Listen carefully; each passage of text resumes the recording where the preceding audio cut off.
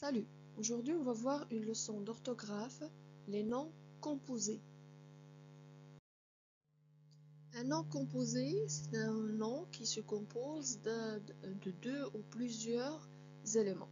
Alors ces éléments-là peuvent être écrits en deux mots séparés par un trait d'union, par exemple grand-père, ou ce mot composé peut être séparé par une préposition. Exemple, machine à laver. Voilà une préposition qui sépare les deux mots machine et laver. Ou on peut souder ou coller deux mots pour avoir un nom composé. Par exemple, portefeuille.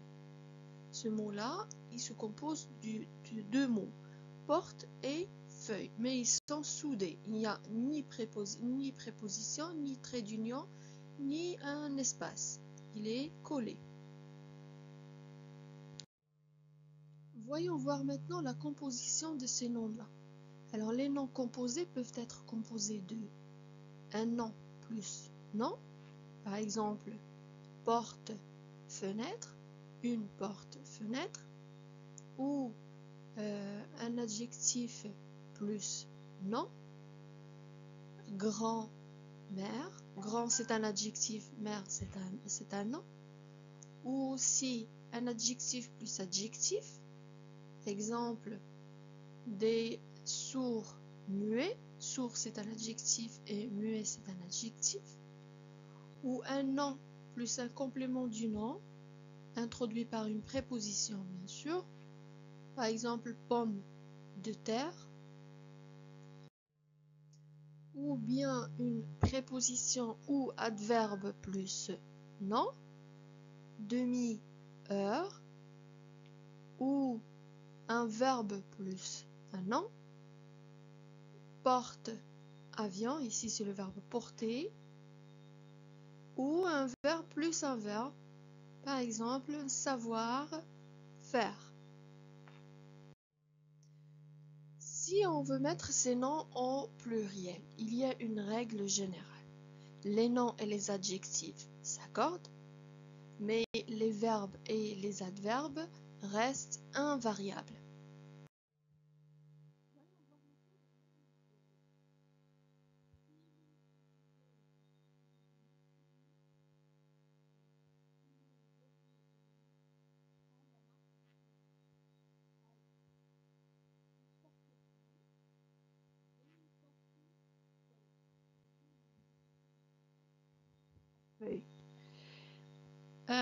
Un porte-manteau, des porte-manteaux.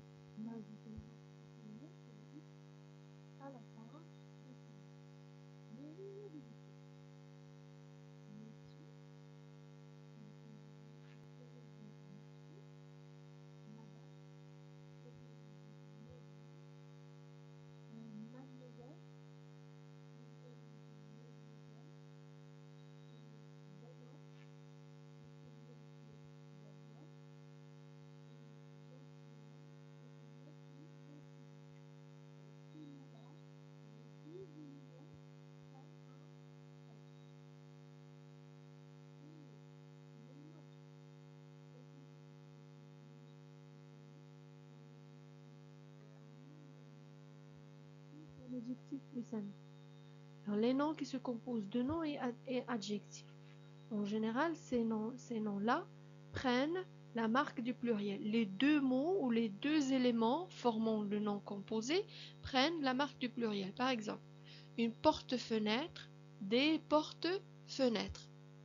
Un sourd-muet, des sourds-muets. Alors, les deux éléments prennent la marque du pluriel. Si le nom composé est formé d'un nom plus un complément du nom, bien sûr introduit par une préposition, seulement le premier nom prend la marque du pluriel. Exemple, un chemin de fer. Seulement le nom chemin prend la marque du pluriel. On dit des chemins de fer. Une salle à manger. Des salles à manger. Si le nom composé se compose d'une préposition ou adverbe plus nom, bien sûr, seul le nom porte la marque du pluriel. On dit une avant-première, des avant-premières. Un sous-titre, des sous-titres. Quand on a un verbe plus un nom, bien sûr le verbe reste invariable et le nom prend la marque du pluriel. On dit un porte-avions, des porte-avions. C'est un bateau qui porte les avions. Alors ici, on a le verbe porter. Un lance-pierre, des lance-pierres. Et si le nom est composé d'un verbe plus un verbe, bien sûr, il reste invariable. On dit un laissez-passer, des laissez-passer.